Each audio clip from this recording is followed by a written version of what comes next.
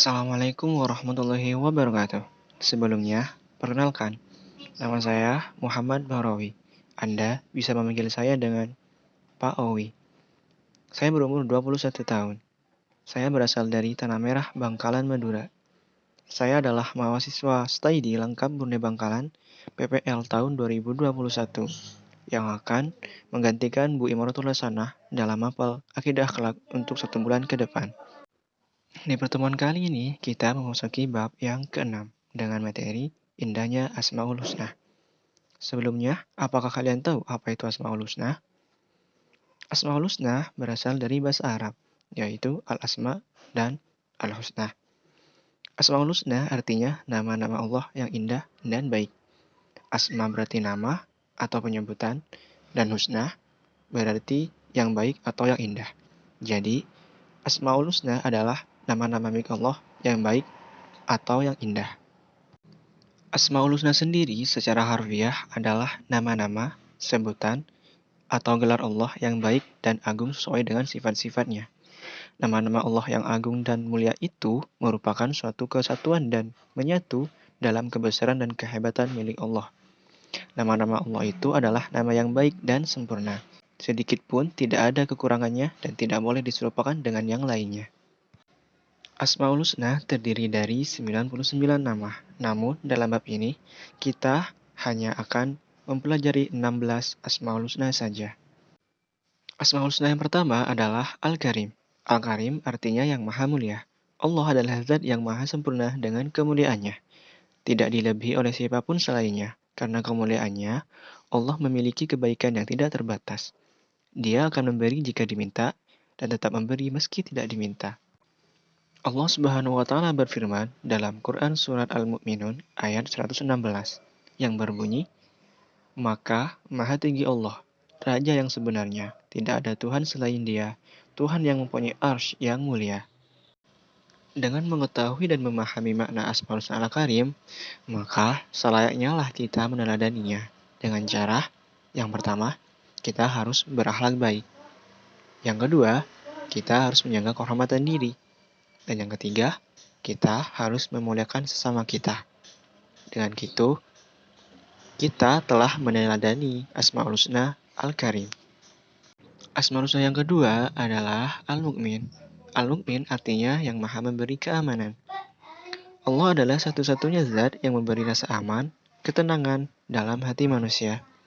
Allah Subhanahu wa Ta'ala berfirman dalam Quran Surat Al-Fat ayat 4 yang berbunyi, Dialah yang telah menurunkan ketenangan ke dalam hati orang-orang mukmin, supaya keimanan mereka bertambah di samping keimanan mereka yang telah ada.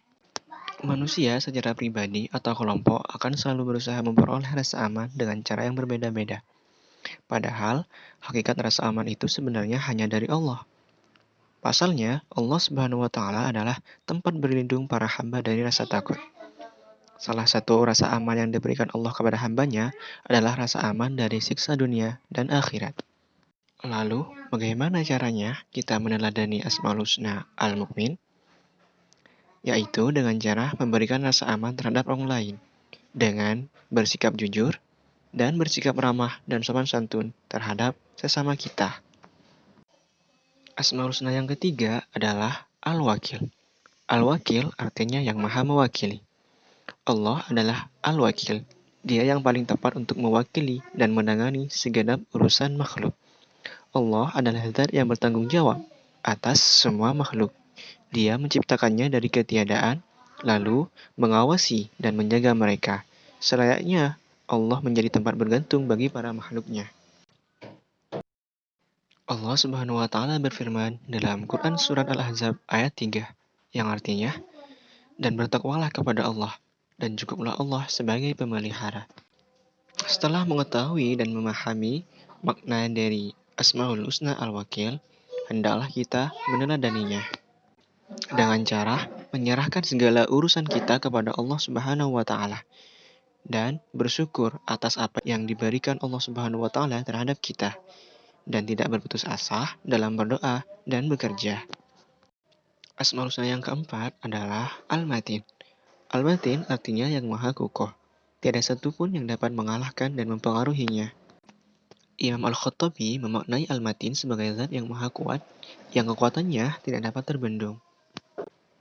Allah Subhanahu wa Ta'ala berfirman dalam Quran Surat Az-Zariyat ayat 38, yang artinya, sesungguhnya Allah dialah maha memberi rezeki, yang mempunyai kekuatan lagi sangat kokoh.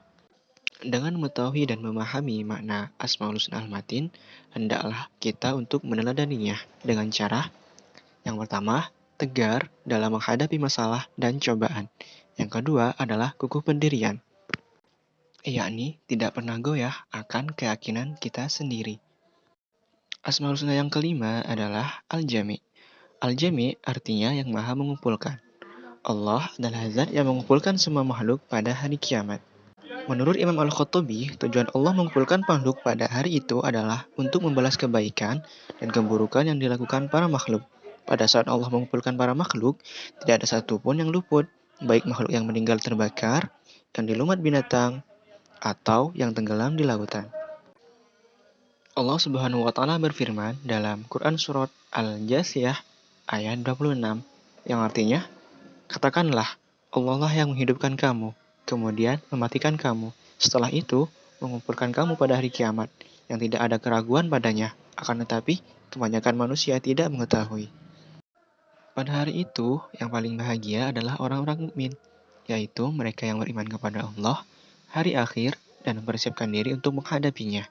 Dengan memahami dan menghayati makna Asmaul Husna Al-Jami', maka akan membuat kita sadar bahwa kita suatu saat akan mati dan akan dikumpulkan di sebuah tempat yang bernama Padang Mahsyar untuk menerima keputusan dan balasan atas perbuatan kita. Maka, hendaklah kita meneladani Asma Allah Al-Jami dengan cara hidup secara berjamaah, yakni berkolaborasi, bekerja sama. Karena sesungguhnya manusia adalah makhluk yang lemah. Mereka tidak bisa hidup sendiri dan mereka masih membutuhkan bantuan orang lain. Sekian materi pertemuan kali ini. Materi selanjutnya dilanjutkan minggu depan. Burung Irian, burung cendrawasih. Cukup sekian dan terima kasih. Buah mengkudu di ruang tamu. Tak usah rindu, minggu depan kita bertemu. Wassalamualaikum warahmatullahi wabarakatuh.